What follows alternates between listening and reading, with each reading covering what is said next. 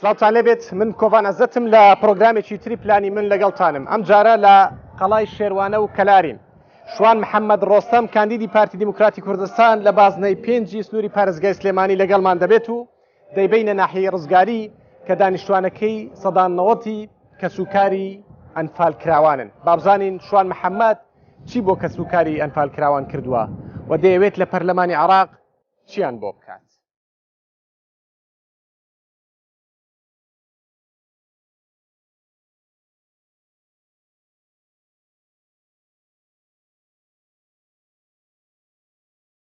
کاکشوان چۆنیت باشیت؟ زۆر سپاس. کاکشوان ئێستا ئێمە هاتوینەتە مەزاری ئەنفالکراوانی گەرمیان لە ناحیە ڕزگاری. بۆچی ئێمە پێناوەتە ئێرە؟ ئەزانی من لەوەتەی ئەم مەزارە دروست بۆ لێرەم بۆ کۆمەڵی یادگاری تایبەتیشم لەگەڵ هەتا ڕووفاتەکانی نێو مەزارەکە هەیە. ئێمە پارنە پێرار چوونە نوگرە سەرمان لەوێ ڕووفاتەکانمان بینی لە نێو گۆڕە بە کۆمەڵەکان، یعنی دیمەنی تراژیدیامان بینی، ئافرەتێکمان بینی خۆی دابوو بەسەر مناڵەکانە. ئەزانین لە کاتی گولە بارانکردنە هەموو گولەکان لە پشت و لە سەر و لە ملی ئافرەتەکەی دابوو، اینجار دابووی لە مناڵەکان شەهیدی کردبوو. ئافرەتێک ترمان بینی ئەوەی دکتۆرەکان بۆ ئێمەیان ڕاستە کرد لە کات گولە بارانکردنە مناڵەکەی لێکەوت بوو، ینی مناڵەکە لە ناو زکی بوو، تەمەنی بە گوێرەی فەحسی DNA 9 مانگ و چەند ڕۆژێک بوو، مناڵەکەی لێکەوت بوو. من دیمەنی تاڵمەیەوە خۆیشم بەڕاستی بە شێوەیەکی زۆر سیر موعجیزە ئاسا ڕۆژی 4 لە گوندی کوڵەجۆ ینی لەمانە دابڕام لەگەڵ دایکمان لەمان دابڕایت ئەگەنا خۆ چارەنووسی ئێمەش ئێستا یان یەکێ لەو گۆڕە بە کۆمەڵانەیە بوو یان ئێستا هەر لە خواری عێراق بوویت. خۆت ڕزگار کراوی؟ بەڵێ خۆشم بە سوپەر ڕزگارم بوو. بۆیە من بەڕاستی ئەوە 10 ساڵە یان لە ساڵی 88ەوە لەگەڵ ئەم بابەتان لەمانەتی کەسوکاری ئەنفالکراوان تێگەیشتووی؟ بە تاکید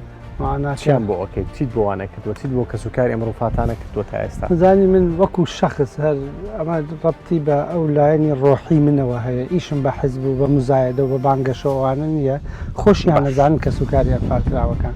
پێویست بوو بێ بچینە هەولێر خێرا چوونەتە هەولێر، بچینە بەغا چوونەتە بەغا، چوونەتە وەکوتم خواری عێراق، چوونەتە دەرەوە لە هەر کوێ پێویستی کرد بێ. من ینی وەکو خۆم وەکو شوان لە ناو ئەم بابەتا بوومە، ئیشم پیا کردووەوە، هەندێک بەرهەمیشمان هەبووە هەرچی بۆ ئافرەتێک بکەیت کە ئەوە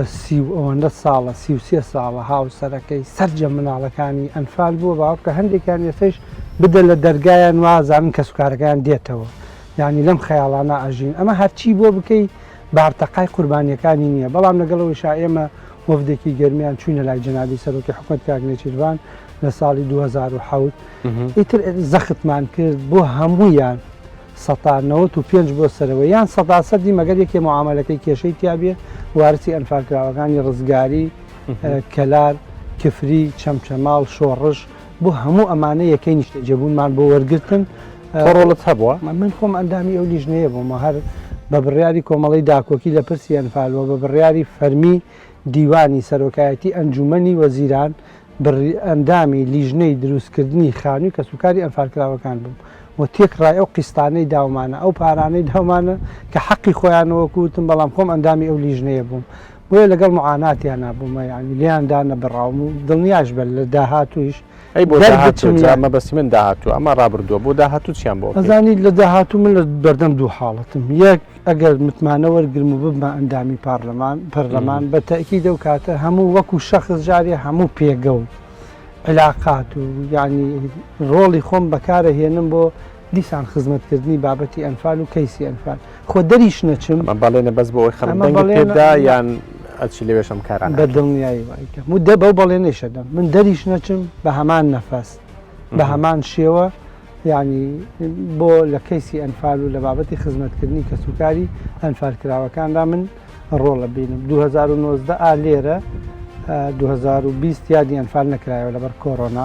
2020 من بە نوێنڕایەتی کەسوکاری ئەنفالکراوەکان لێرە وتارم خوێندەوە. ئەوە ینی هەموو ساڵێک ئەو داواکاریانە کە جێگری سەرۆکی حکوومەت پەرلەمانی عێراق وەکو حکوومەت و پەرلەمان و کەسوکاری ئەنفالکراوەکانش لێرە بوون، هەموو ساڵێک من ئەو داواکاریانە دووبارە دابەزێنمەوە شەڕیشی لەسەرەکەم کۆمەڵی داواکاری ڕەوای کەسوکاری ئەنفالکراوەکانە بەشێکی مادی و ئەوەیە بەشێکشی معنەویە ئەوە کارەسات تا ئێستا ئەزانی کە کۆڤانیانی تۆ پیرەژنیەکە بینی پیاوێکە بینی هەموو کەسوکارەکەی ئەنفال کراوە لە بازاڕی کەلارا ڕێیەکە ڕوبەڕوە بێتەوە لەگەڵ ئەنفالچیەک کە هەموو کەسوکارەکەی ئەنفال کردووە کە دێتەوە زاکیرەی ئەم کەسە براکەی کوڕەکەی خستۆتە ناویانەمە بەست لەوەی ماون ئەو ئەنفالچیانە ماون ئەم حاڵەتە ناوچەکانی کوردستانە لە هەموو ناوچەی لە کەلار ئەوەتە هەیە لە ڕزگاری هەیە ئەمانە داڵدە دراون ڕاستە عەفویەک هەیە لە ساڵی 91 بەڵام بەشێک لەمانە دوای عەفوی 91کیش جارێکی تر لە 91 بۆ 2003 چوونەوە لای حکومەتی عێراق لە 2003 هاتنەوە یعنی نەیان توانی سوود لە عەفوەکەیش ببینن جا ئەمانە زۆریش نین بابەتەکە قورس کراوە لە بەرچاوی حکومەتی هەرێم باوەڕ بکرد لەسەر ئاسەکان نیگەرانە ئەمە هەتا 100 ساڵی تر یادی ئەنفال بکرێتەوە لە هەموو چواردەی چوارێکا زۆر جار کە مناسبەکانی چواردەی چواریش تێک ئەچێ یەکێک لە فاکتەرەکان ئەمەیە ینی ئەمانە دەستگیر ناکرێن وەک وتم 200 و ئەوە خۆی 458 کەسە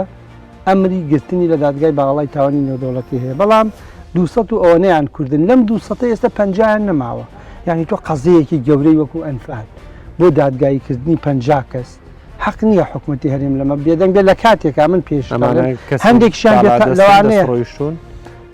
هەندێکیان دەست ڕۆیشتون هەندێکیان ێستا پلەی حزبیان هەیە وەزیفەیان هەیە هەندێکیان دیوەخانانەیان هەیە و هەشیانە داڵدە دراون ینی لەوانەیە پلە و مەسئولیەتیان نەبێ بەڵام لە ژێر باڵی حزبێکە داڵدە دراونیان بەرپرسێک داڵدەی داون باش یاسای قەرەبووکردنەوەی زیانمەندانی دەستی ڕژێمی بەعس هەیە بەڵام جێبەجێ ئەمە یەکێکە لەو یاسایەکە بە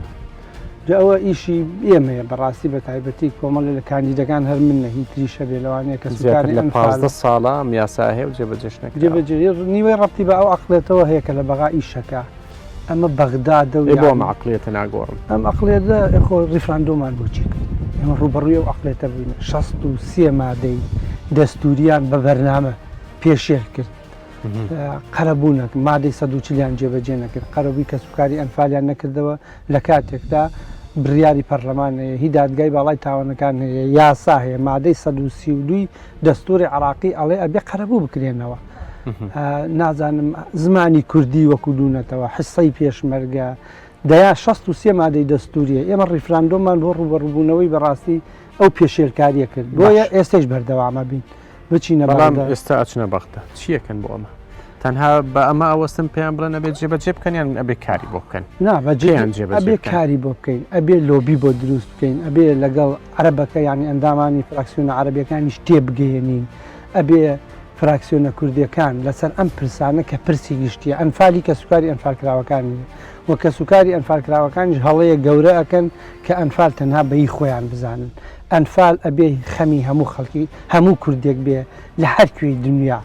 بۆیە بەڕاستی بێت لەوێ کاتی هاتە سەرواسی ئەنفال قەرەبووی ئەنفال ناساندنی ئەنفال حزبەکانمان بەلاوە بنین ئەبێ هەموو حزبەکان هەموو فراکسیۆنەکان بە یەک دەست و بە یەک دەنگ لەسەر ئەم بابەتە ئیش بکەیت تۆ ئێستا کاندیدی پارتیت گوتشت کارم بۆ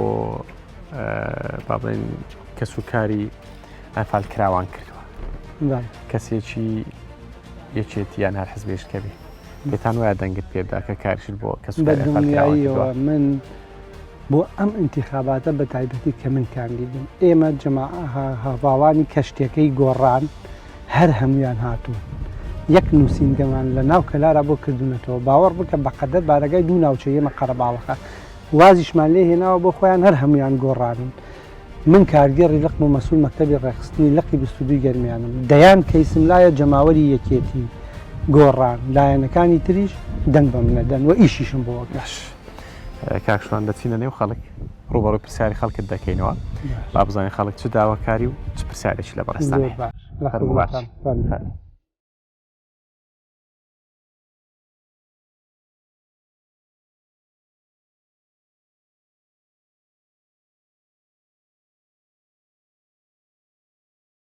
کاکشوان کاندیدە بۆ پەرلەمانی عێراق چ داواکاریت لێ هەیە نەمبیستوە کەس بێژێ وەڵایی ئەم کابرا پیاوێکی هین باوچیانە وەڵا بنە ماڵێکی باش و خاوەن ئەنفال و فەقیر و ئەتەوێت چی بکات کە چوو پەرلەمانی عێراق؟ وڵی تر ئەوە خۆی ئەمێنە لەسەر زەمیر خۆی ئەگەر و حەوڵدا بۆ ملەت و ملەت هین بکە هەموو کەسێ لێ ڕازێ ئینشەڵڵا. تۆکو کەسێکی بە تەمەند چ داواکاریەکەت لێیە کە چوو چی بکات؟ وڵی داکۆکی بکە لە مافی کورد و لە بەغا تر هەرەوەیت ئەوە داواکاری توێ ئەیتر چی بکە تەواو. کاکشوان چێکی بۆم خەڵکە لە دەستوری عراق ئامادەیە کاتوە تایبەت بە قەرەبووکردنەوەی زیان لێکەوتوانی دەستی بەعەس قەرەبووکردنەوەی کەسوکاری شەهیدان هەروەها قەرەبووکردنەوەی زیندانیانی سیاسی بەڕاستیشی ئەمێ لە بەرنامەی کاری پارتی شاهاتووە من وەکو شخصیش یانی لەو مەجاالە ئەوە دەیان ساڵە خەڵکی ڕزگاری و خەڵکی گەرمیان نەزانن ئیشم کردووە وەکو چالاکوانێکی بواری ئەنفال و جینۆساید بە دڵنیایی لە ئەولوێتی منە ئەوەی کە قەرەبی کەسوکاری ئەنفالکراوەکان بکرێتەوە نەک تەنها قسەی نانا بە تەکید یعنی ئەوە بەڵێنەوە من ینی ئەولوێتی ئیشم ئەوە بێ ئەگەر چی من تەمەناکەم هەموو گەنجانی گەرمیان هەموو خەڵکی گەرمیان خۆشگوزەران بن دەرفەتی کاریان بۆ بڕەخسێندێ بەڵام بابەتی ئەنفال بۆ من مزایدە نیە بابەتێکی حیاتیە و زۆربەی کەسوکاری خۆم ئەنفالە بۆیە بەجددیشیان بۆتەم ئینشاڵڵا. کاکشوان کاندیدە بۆ پەرلەمانی عێراق چ داواکاریەکەت لێ هەیە؟ زۆر ڕێزی لێگرن و دەنگی بۆ دەین ئینشەڵڵا و دەنگی بۆ دەن بەڵێ خۆر بۆچی؟ وەڵا بۆ پەرلەمانی عێراق بۆچی دەنج پێدەن؟ بۆ بە چی کردووە؟ خۆی کاندیم کردووە. ئاخە چی کردووە دەنج پێدەین؟ وەڵا خزمەتی ملەتەکەی کردووە. چی کردووە؟ فالی توانی باسی بکەیت چی کردووە؟ وەڵای تر خزمەتی کردێ نایمان بیستە و چاکەی کردێ بۆ ئەم ملەتە و کوڕێکی ڕێک و پێک و چاکە و خزمی ئەویت؟ بەڵێ قوربە خزمی ئەویت؟ بەڵێتی لەکوێیت بۆیە ئەوە ناحات بێ ئەوەیش خزمیشینێ و من لە ئەنبە لە ئەنفالەکە و ئەیان ناسم و لە ئەگەر خزمەت بوونەوە ها ئەگەر خزمەت ئای چۆن دەنگی پێ نادەم خۆ عارەب نییە من هەر کوردی بێ دەنگی پێدەم. دەوێت داوای مافەکانی گەلی کوردکا بۆ ئەوەی گەلی کوردیش بتوانێت وەک نەتەوەکانی تر وەک دەوڵەتەکانی تر وەک حکوومەتەکانی بەغا بتوانێت پێشکەوتوی بەخۆی ببینێت بۆ ئەوەی بتوانێت ئەمیش دەرکەوێت خەڵک زیاتر بە تایبەتی گەلی کورد خۆشحاڵ بێت کە لەم وڵاتایە نەکەوەی کە هەمووی بچێت دەرەوە و کۆچ بکات. کاکشوان تۆ توانی داواکاریم گەم وڵای بە تاکید ناوچەی گەرمیان بەڕاستی لە ڕووی خزمەت گوزاری و خزمەتگوزاری لێرە کەمە و ئەوەی ئەم کاکە بەڕێزە باسیەکە ئیشی تێکرای ئەوانەی کە متمانەوە ڕەنگنوشنە پەرلەمانی عێراق بە یەک دەنگ بە یەک دەست یعنی کۆدەنگی کوردستانی دروستکەین لە ئاخیرا کارێک بکەین خێر و خۆشی بۆ خەڵک لێ بکەوێتەوە. بەڕاستی بەداخەوە هەندێک جار عکسی ئەمە ڕووەدا پەرتەوازەیی هەیە لە بەغدا وەکوت ئەو پیاوەش باسی کارەکەی بەرژەوەندی حزبیە؟ وەڵاهی بەرژەوەندی حزبیە بەداخەوە هەندێک پەرلەمانتارە چون نامەسئولانە تەسەڕوفەکەن ئەچنە ئەوێ لە جیاکتیەوەی لە سەنگەری خەڵکی کوردستان بن بۆ ڕوبەڕووبوونەوەی ئەو ئەقڵێتەی کە ئێمەی ئەنفال کرد ئێستش خۆشگوزەرانی بە خەڵکی کوردستان نابینێ بوجە و موچەی خەڵکی شەڵن لەوانەیە بوجە و حزبەکەی کوردستانە بڕێ عکسی ئەمە کارەکەن. بەڵێ ئەوان شلوانێ بڵێن خەتای حزبەکانی تری کوردیە نا ئێمە دوو لە بابەتی مزایدە مەسەلەن لە 2005ەوە تا ئێستا ئەندام پەرلەمانی پارتی لەوەیە یەک حیوار یەک قسە یەک گفتوگۆی ئەندام پەرلەمانێکی پارتی لە سەنگەری بەغاوە ینی هێرشی کردوێتە سەر هەریە شتیوانیە لەوان حزبەکان تری شەڵێ ئەمەش بۆ منە بەگری لە مافەکانی خەڵکێری بە تاکید ئەوانش ئەجندا و استراتیژیانەیە جا من دەڵێم ئەم استراتیژە یەک بخەیت بە یەک دەسی و بە یەک دەنگی ئەو بابەتانەی تایبەتە بە هەرێمی کوردستان ئەو ململانەی لە هەرێمی کوردستانەیە ئەمە بیاڵین بۆ کوردستان بۆ پەرلەمانی کوردستان ئەکرێ فراکسیۆنەکان ململانێ بکەن لەبەر ئەوەی کامیان باشترین پرۆژەیەک بە کام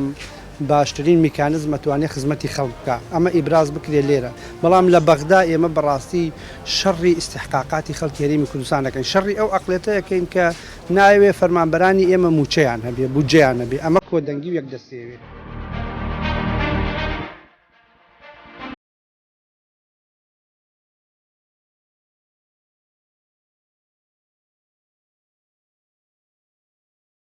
تۆ چیان بۆکە لە پەرلەمانی؟ وەڵاهی من ئەتوانم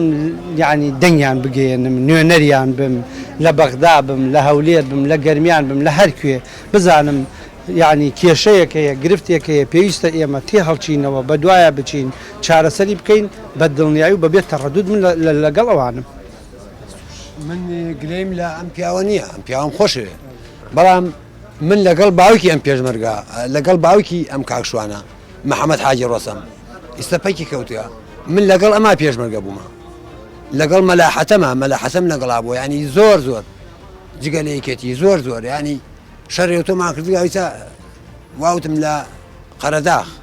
مناڵم لێ خوێندن دابریا بەخوا گشتی لە 9 لە 10 دەرم کردێ 5 مناڵم بووە لە سەف 9 سەفدەن لە خوێندن دەرم کردووە بۆم نەڕۆیتە سەر خوێندن تەواوکەن کاکە برام گشتی شەید بووە و گشتی نەماوە ئیسا خۆمیش بۆ نمونەحان لادێ تا ئیسەیش ئەوڵە ئیتر من موچەم ناوێت بەڵام ئیش بۆ کورت بکەن خۆی ئەمە موچە بەڕاستی ئەم گەرمیانە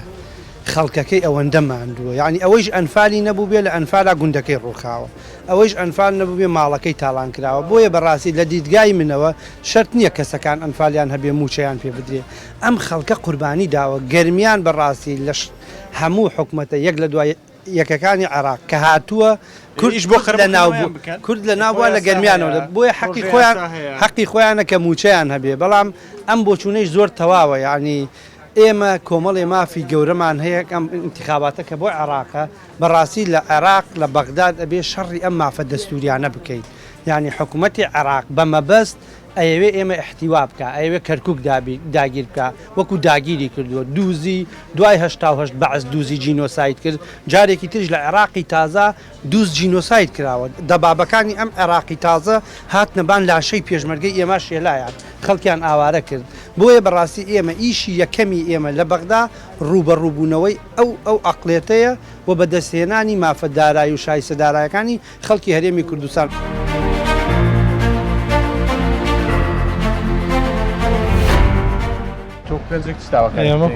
شوان چۆ پەرلەمانی عێراق چ بکەن سەرەتا بە خێراتنی ئێوەکە بە خێراتنی کەناڵەکان بە خێراتنی کاکشوان بەخێر بن کاکشوان ڕزگاری ماڵی خۆیەتی پرسیارێکم لە کاکشوان هەیە دوو پرسیارم هەیە یەکەمیان ئەوەیە ئەم چی گرنگیە داتی ئێمە چۆن وعدمانەداتێ کە ڕۆشتە پەرلەمانی عێراق و ئەوەندان پەرلەمانایەکەوە ڕۆشتن لێرە بەدەنگی ئێمە ڕۆشتن بەدەنگی گەرمیانەکان ڕۆشتن بەدەنگی خەڵکی کوردستان ڕۆشتن چوونە پەرلەمانی عێراق بوونە دەستی بەغادەوە بوونە هۆکاری ئەوەی کە قوتی خەڵک ببڕێ و ئەو ئاشکراش زیارەکەەوە جاشایەتیان کە کورت مختصری ینی چی وعدێکمانەداتێک کە ئەو لێرە ڕۆشت لەوێ لە پێناو پارەیە دەنگەکانی ئێمە نەفرۆشێت و ئەوەی کە هەشمانە لێمای نەسێتەوە کە موچەکەی خۆمانە کە بە دەوامی پێشمەرگە کە بە دەوامی مامۆسا کە بە دەوامی فەرمانبەران بە دەوامی خۆیان حەقی خۆیان وەری بگرن ئەوان ئەڕۆن لە بەغایی بڕن و بە کۆمەڵی هۆکار کە هیچی ئەساسینی ئەبێوان پرسیاری دووەم کە ئەم هەموو لێرە هەر تاعیناتێک هەبێ هەر کۆمپانیایەکە بێت بە تایبەتی کە مامۆستایانیش کەوانە بێژنیش بەوانە بێژیش ئەبێ بە حین تەسکەی حزبی دابنیان چی کارێکەکە کە ئەم شتە نەمێنێت لێرە دوو پرسیاری من خۆم وەکو لە کوردەواری ئاڵێ مارانگەستەی دەستی بەعس و عەقڵێتی شۆڤێنین بەڕاستی یعنی دڵنیا بن لەو سەنگەرە ئەبم کە ڕوبەڕووی ئەو عەقڵێتە ببینەوە کە ئەنفالی کردی ڕوبەڕووی ئەو عەقڵێتە بینەوە کە بوجە و موچە بە خەڵکی کوردستان ڕەوا نابینێ یعنی ئەمە ئەرکی منە ئەمە لە ستراتیژی پارتی شاهاتووە لە ڕاستیە بەڵام وەکو شخصیش من بەڕاستی ئەوە ئەبێتە ئەو وڵی جاری من بەڵێنە دەم بەداخەوە خەڵکی ئێرە زۆر دەنگیان بە پەرلەمانتارداوە و دوایی ون بووە ئەم پەرلەمانتارانە نامێنن نەک هەر لە جەماوەەکەی شوونەبی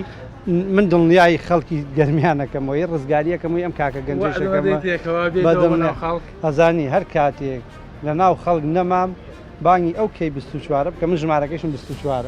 بانگی ئەو کەی 24 بکە بڵێ ژمارە 24 هاتە ناو بازاری ڕزگاری و ڕاستی لەگەڵانە بوویتە پەرلەمانتە لەگەڵیان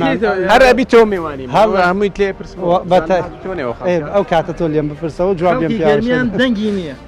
خەڵکی گەرمیان ئەوەی کە دەنگیدا لە پەرلەمانی کوردستانیش هەمووی کە چووە پەرلەمان گەرمیانی نەبینیەوە هەمووی گەرمیانی لەبیر کرد هەمووی ئەوانەی کە ئەبین ئەوەی ڕۆشتووە گشتی کەسی نەگەڕاوەتەوە تۆ وعدە دەی بگەڕێیتەوە بە دڵنیایی لە ناوتانە بم لەگەڵتانە بم لە هەرکوێشا پێویست بکە ڕوبەڕووی هەر دەسەڵات و هەر حزبێکە بینەوە کە غەدر لە خەڵک خی گەورە پشتیوان دێتە ئیشەڵا سەرکەوت ئەوەی تری ڕاستەکە قۆڕخکاری هەیە لێرە بەداخەوە بە شێوەیەکی تەواو حزبی تەعامل لەگەڵ وانەبێژان و مامۆستایان نائەکرێ ئەمە گرفتێکە من بە وەزیری تەربیەیشم وتووە لەسەر ئەو کەیسە لە ئەکاونتی خۆم شتی زۆر توندم نووسە بە ڕێوەبەرایەتی تەربیەی کەلار بەیاننامەیان لەسەر من دەرکردووە یعنیڵێ ئەمە بۆ دیعای انتخاباتیە ئەگەر دەرچوو بۆ ئەندام پەرلەمان لە پەرلەمانی بەغدا ئایا پرۆژەی چییە بۆ هێزەکانی پێشمەرگە کە ماف و شایستەکانیان وەکو بۆ نمونە عسکەرێک لە بەخاوەرەگری ئەمانش هەمان شتیان هەبێت هەروەها چیەکە بۆ نمونە ئەوانەی کە لە خورماتووە کە دەبابەیە پێشمەرگەی ئەشێلا بۆ هەڵوەشانەوە کە ئەوان کران بە یاسایی بەڵام پێشمەرگە بە نایاسایی دانیان ئەوە پرسیاری یەکەم پرسیاری دووەم مشەوەیە کە ئەو کە سوکاری ئەنفالە و لە کۆمەڵی داکۆکی ئایا هیچ پرۆژەیەگانەیە بۆ منە کۆمەڵی عەرزدا بەش کراوە بۆ کە سوکاری ئەنفال و زیندانانی سیاسی ئایا خانوو بۆ ئەوانیش دروست بکرێ خۆی کە سوکاری ئەنفال لە 1995 خانوویان بۆ دروست کراوە ممکنە لە 105 ما بێ ئەویش پێش 2014 مامەڵی یاساییان کێشەی تیا بوو من هەوڵی جددیە دەم هەندێکشیان قستیان ماوە بە حکمی هاتنی قەیرانی دارایی قستەکانیان وەرنەگرتووە هەوڵی جددیە دەین هەم قستەکان وەرگین هەم ئەو 105ش لەوانەیە کەمتریش بێ ئەگەر ماوە بۆ ئەوی خانوویان بۆ دروست بکرێ وەکی تریش لە ڕاستیە خۆ ئێمە ڕیفراندۆمان بۆ چی کرد لە 2000 یعنی ئەقلێتێکە بوو ئەندام پەرلەمانی کورد دەبوو لە بەغا بە پێشمەرگەی و میلیشیا بەڵام کاتێ یاسای حەشدی شعبی لە 2016 پەسەند کرا هەر ئەو ئەندام پەرلەمانە تەیدی یاسای حەشدی شعبی کرد دەنگی بۆ یاسای حەشدی شعبیدا بۆ هێزی پێشمەرگە بەڕاستی بە گوێرەی دەستور و لە بەرنامەی کاری ئێمەی شاهاتووە بە گوێرەی دەستور دەبێت حکوومەتی عراقی نایدا جا ئەو ئەرکی ئێمەیەوە لە بەرنامەی کاری پارتی شاهاتووە و من وەکو کوڕی پێشمەرگەیەکیش بەڕاستی چیم پێ بکرێ بۆ ئەوەی شایستە دارایەکانی پێشمەرگە لە ڕووی تەسلیحکردنی پێشمەرگەوە لە ڕووی ئەو دەعمانەی بۆ هێزی جەیشی عراق دێ شمولی پێشمەرگەیش بکات بەداخەوە غەدرێکی گەورە کراوە بە گوێرەی دەستوری عراقی ئەبێ پێکهاتەی جەیشی عراق بە گوێرەی حسەی نەتەوەکان بێ بەڵام ئەمەیان جێبەجێ نەکرد جگە لەوەیش هەر لە دەستورە لە قاعید فەیلق بۆ سەرەوە ڕئیس ئەرکان جێگرەکانی ئەبێ حکوومەت وەک پرۆژە بیداتە پەرلەمان پەسەندیکە حکوومەتی عراقی هەموو ئەمانە ڕئیس وزەرا خۆی جێبەجێەوە لە بە تاکید شەڕی ئەوەکەی نێمە داواکاریم بەرامبەرم برادرەیە خۆی هەڵبژێرێ خۆی کەسواری ئەنگیان فالە مش کەسواری فالە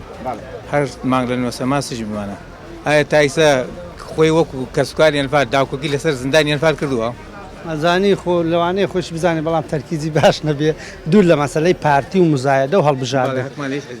من لەگەڵ تو 2009 تو هاتی بۆ سەماوە باشە خۆ هەڵبژاردن نەبوو چوینە سەماوە و نوگرە سەلمان بۆ سەر گۆڕەکان دواییش یەک بابەتی ئەنفال و خان و دروستکردن و زیندانیانی سیاسی ئەگەر باس کرابێ لە گەرمیان لە هەولێر لە بەغدا لە سلێمانی باخە کە سوکاری ئەنفال شایەتی بدا لە حسابی خۆم بە پارەی خۆم ئەگەر لەگەڵ ئەم خەڵکە نەچوو بێتم هەموو توانای خۆشم بەکار نەهێ نابێ ئەو گلەکانیان من لە ڕابردووە یعنی خۆش دەزانی لە سەنگەری ئێوە بوومە دژی یعنی داکۆکیم کردووە بۆ بەدەستێنانی مافەکانیان لە داهاتوی شەروا بم جا نازانم بۆ داهاتوی شەروا بم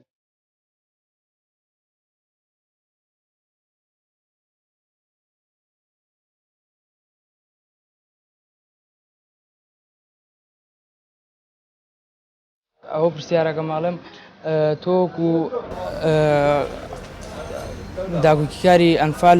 چیت کردەوە بۆ کەیسی ئەنفال لە یەک دوو شوێنی ترە و پرسیارەیان کرد من لە 2007 لەلایەن کە سوکاری ئەنفال کراوەکانەوە بەبێ ئینتیمای حەزبی ئەوانە لەلایەن هەموو خەڵکەکەەوە وەکو ئەندامی ئەنجومنی باڵای کۆمەڵی داکۆکی لە پرسی ئەنفال هەڵبژێردراوم هەرچی شت هەیە بۆ ئەنفال بیکە بارتەقای خوێنی مناڵێک نییە کە لە نوگرە سەلمان و عەرعەر کراوەتە ژێر خۆڵەوە بەڵام من بە شانازی و هێڵم یەکێک بووم لەوانەیە لەگەڵ کاک عوسمانی حاجی مەحموود چوونەتە لای سەرۆکی حکوومەت گروپێک بووینە وامان کردووە حکوومەت بڕیاریدا خانوو بۆ سەرجەم وارسی ئەنفال کراوەکان دروست بکرێ من لەو گروپا بوومەوە بە بڕیاری حکوومەتی هەرێمیش ئەندامی لیژنەی دروستکردنی خانووەکان بووم جا شتی وەکوتم ئەمە کافی نییە ئەکرێش شتی گەورەتر بکەین ئیشی باشتر بکەین بۆ کە سوکاری ئەنفال بۆ نەوەکانی ئەنفال بۆ کوڕ و کچەکانیان کە بەداخەوە ژمارەیەکیان تەخەڕوجی کردووە من داواکەم ئەبێ حکوومەتی هەرێم ئیستیسنایان بۆ بکە کوڕ و کچی ئەنفال واتە ئەنفال 31 ساڵەوە تەمەنیان تێپەڕی ئەگەر لەم ماوە لە ماوەی 1-2 ساڵی ترا دانەمەزرێن دوایی دامەزراندنیش هەر شمولیان ناکە ئەوە لە داهاتوویش کاری منە بێ کە ئیشی لەسەرەکە ئێستا تۆ ئەگە بچیتە بەغداد کار بۆ کەیسی ئەنفالەکەی من دڵنیاتەکەمەوە یەک لە ئەولوێتی کار من حەزەکەم هەموو خەڵکی گەرمیان گەنجانی گەرمیان بارودۆخیان باشی بێت و یعنی هەلی کاریان دەست بکەوێت بەڵام اختصاصی من کارکردنە لەسەر جینۆساید و لەسەر ئەنفال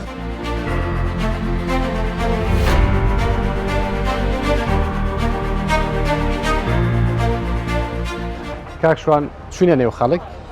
کاکشوانمان بردە نێو خەڵک ڕوبەڕووی پرسیاری خەڵکمان کردەوە خەڵک هەم پرسیاری هەبوو هەم داواکاریشی لە کاکشوان هەبوو و ئەمیش وەڵامی خەڵکی دایەوە ئێستا خولەکێک بۆ تۆیە کاکشوان ئەتوانی هەم بانگەشە بە خۆت بکەیت هەمیش بەڵێن با خەڵک بدەیت. من شوان محەممەد ڕۆستەمم کاندیدی ژمارە 24 لە بازنەی 5 سلێمانی هاوڵاتیانی کەلار و کفری و دەربەندیخان و بناری بەمۆ دەتوانن دەنگی خۆیان بە من بدەن دەنگم بدەنێ دڵنیابن خۆتان نەزانن چۆن لە ماوەی 15 ساڵی ڕابردوودا یعنی بەبێ حسابکردن بۆ بیر و باوەڕی سیاسی و حزبی لە خزمەتی خەڵکا بووم لە داهاتویشدا لە هەرکووا پێویست بکە من لە خزمەتانە بم وانە بێژانی بەڕێز مامۆستایانی خۆشەویست فەرمانبەران و کاسبکاران گەنجانی بێکاری گەرمیان هێزەکانی ناوخۆ پێشمەرگە دڵنیا بن لە هەرکووا پێویستان بە من بێ من لە خزمەتان نابم ژمارەکەم 24 لە کاتژمێر لە خزمەتان نابم لە کەناڵی 24ەوە ئەو بەڵێنەتان پێدەم. کاشوان بەڵێنی بە خەڵک داوە کە کاریان بۆ بکات با بزانین کە بووە پەرلەمانتار تا چەند دەتوانێت ئەم بەڵێنانەی بۆ خەڵک جێبەجێ بکات. سوپاس بۆ ئێوەش کە لە ماوەی ڕابردووە بینەری پرۆگرامی پلانی من بوون هەر لە خۆشی دابن.